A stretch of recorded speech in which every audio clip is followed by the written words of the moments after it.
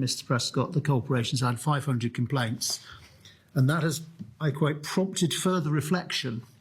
And as a result of that further reflection, the BBC now accepts that the splice gave the impression of a direct call for violent action. I remember the first time I saw the splice, and I looked at it and I was like, oh my God, that's awful. And then I checked a transcript of the speech itself, and that confirmed it.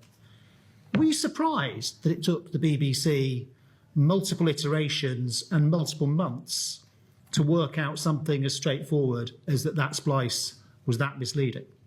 Yes, in a word.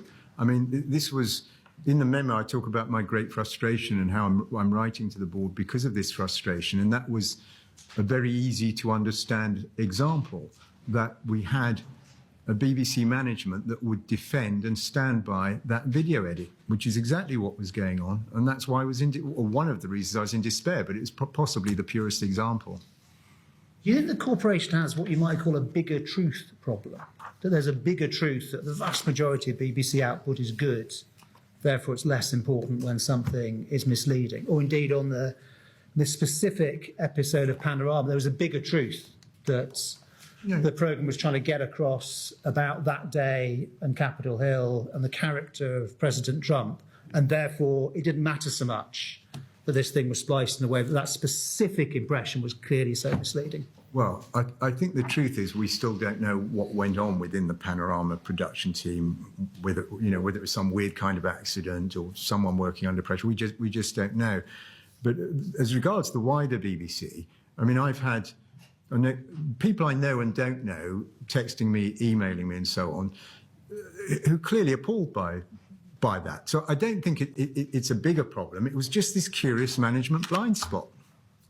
But obviously it wasn't just a management blind spot. I mean, lots of people must have had a blind spot. I mean, starting with the person who did it, then whoever was editing it, a producer, presumably somebody straight away. I mean, obviously it didn't get the most massive audience because people in general didn't spot it, but many people must have seen it. Then your committee saw it. Then it went up to the board. A lot of people apparently had a blind spot. This is one of the most curious things about the whole saga, actually. So I watched the programme, as I said. I certainly didn't spot that the video had been spliced. I had no idea. And I doubt. Very good splice job. It's interesting. It's interesting if you did, but I no, I didn't. It was an extremely good splice job. Okay, so where you couldn't see the scene. That's the point. And you didn't realise it had happened. And when I asked for the Panorama to be looked into, it was for reasons other than the video splicing. I thought there were other issues with it. But when the report came back, it just so because David Grossman, ex-Newsnight, very respected, proper, fabulous BBC correspondent, he'd also done time covering the US presidential election. So it was one of those weird coincidences that the person who was asked by the Standards Committee to go and do a deep dive into the Panorama, was steeped in this material because he'd been out there covering it. And it was he who spotted the video splice. It's quite possible if it had been someone else asked to do a deep dive into Panorama, they might have come back still not spotting that.